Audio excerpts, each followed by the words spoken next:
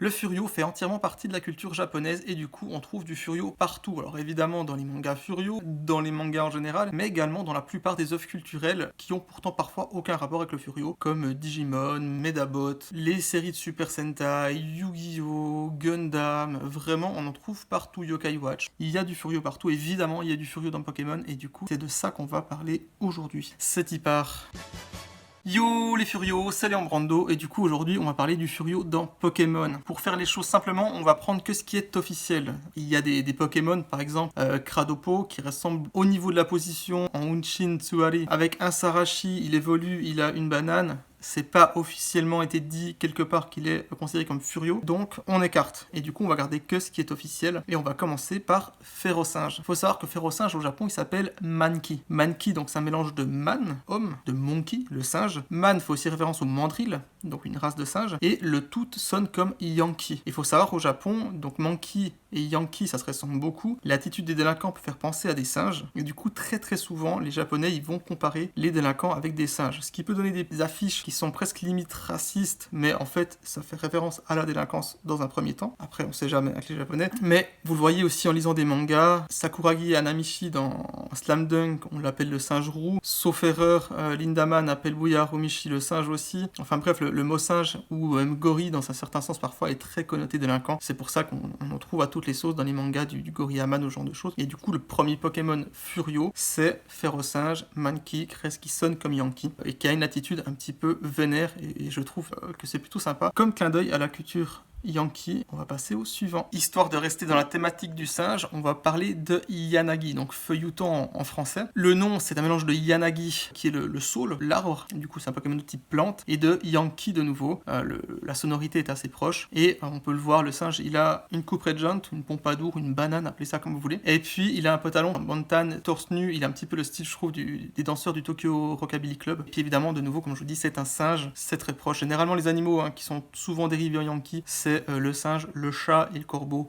Vous allez voir ça dans pas mal de mangas. Et du coup, Pokémon n'a pas fait exception et a utilisé le singe à 2 reprises pour faire une référence au Yankee. Maintenant, on va parler, à mon avis, du Pokémon qui rend le plus hommage à la délinquance. Il rend hommage à l'époque des Bancho. C'est Pandespiègle et son évolution Pandarbare. Au Japon, Pandespiègle s'appelle Yancham, Cham pour champion, et Yan comme Yankee, de nouveau, écrit avec les mêmes caractères. Et Pandarbare s'appelle Goronda. C'est un mélange du mot Gorotsuki et Panda. Gorotsuki, ça veut dire voyou, mais voyou à l'ancienne, donc plutôt dans le sens un malfrat, un truand. Un peu comme dans Skyrim, vous pouvez rencontrer des voyous, mais c'est vraiment des bandits. Donc dans ce sens-là. Mais là où en fait les deux sont très intéressantes, c'est dans le chara-design. La petite tige dans la bouche, vraiment cliché des Bancho. Si vous prenez Pandarbare, il a vraiment la grosse cape. Ils ont la dégaine, l'attitude vraiment de voyou. Du coup, je trouve ça cool. C'est vraiment un hommage du début à la fin au manga de Bankara, au manga à l'ancienne de voyou, donc la première génération de manga Furio, on va dire ça comme ça, durant l'époque des Bancho. Et c'est un hommage à ça. Et du coup, je trouve ça très fort. Les ressemblances, elle est cool. Moi, j'adore. Je pense un petit peu, c'est le truc le plus cool que Pokémon ait fait selon moi.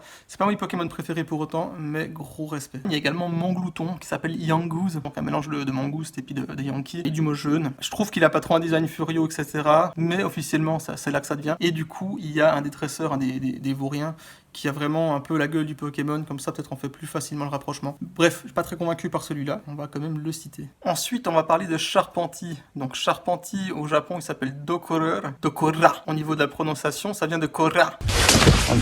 Dokora. Qui est l'interjection que disent tous les voyous. Vous avez forcément vu ça si vous écoutez des films. Ils finissent tous la phrase comme ça, avec Kora.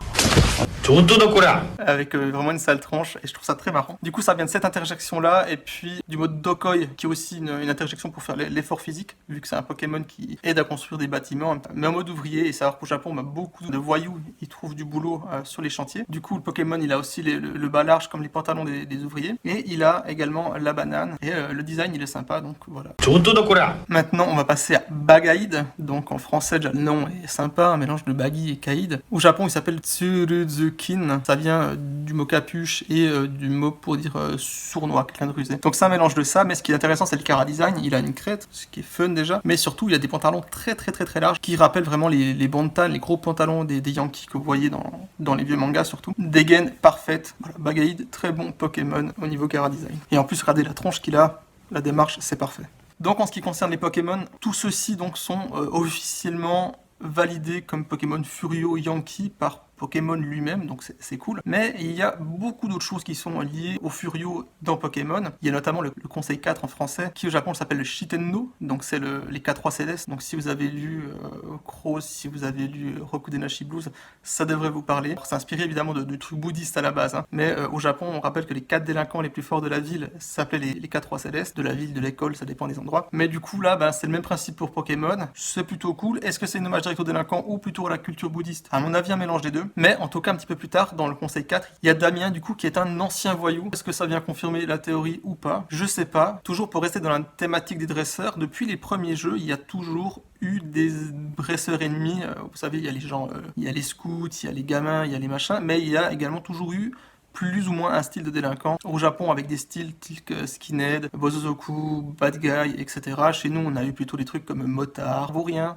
Vous voyez tout de suite l'inspiration. Je trouve que c'est hyper cool. Toujours pour rester un petit peu dans les dresseurs qu'on peut affronter, ça évolue avec le style. Comme je vous ai dit au début, il y avait vraiment des Vauriens, mais après, les tenues, elles évoluent en fonction de l'époque. Et maintenant, il y a des personnages qui ont le style Akura Akura, donc c'est un style bling bling, souvent noir et doré, parfois blanc et doré. Un style qui pète vraiment, et du coup, les personnages évolue avec ça. Et toujours dans cette idée d'évoluer du coup avec le temps et les différentes modes, il y a également la Team Skull qui correspond à un color gang. Donc en gros c'est un gang de Chima, donc c'est une autre sorte de voyous au Japon qui est un petit peu disparu, mais avec un style du coup, donc les color gangs c'était vraiment les styles un petit peu en mode rap avec une couleur associée au gang. Le plus connu des gangs ça a été Puzzle, qui ont tué quelqu'un, ils ont fait noyer un jeune et c'était parti en couille, les Bozozoku étaient venus se battre avec. Bref, une belle histoire, je vous raconte dans un thread, peut-être je la ferai une fois en vidéo si ça vous intéresse. Mais du coup aussi dans la culture japonaise, ceux qui ont regardé Ikebukuro Westgate Park, le gang des G-Boys c'est un color gang, et du coup les Skulls dans Pokémon c'est un color gang. Comme quoi ils sont vraiment inspirés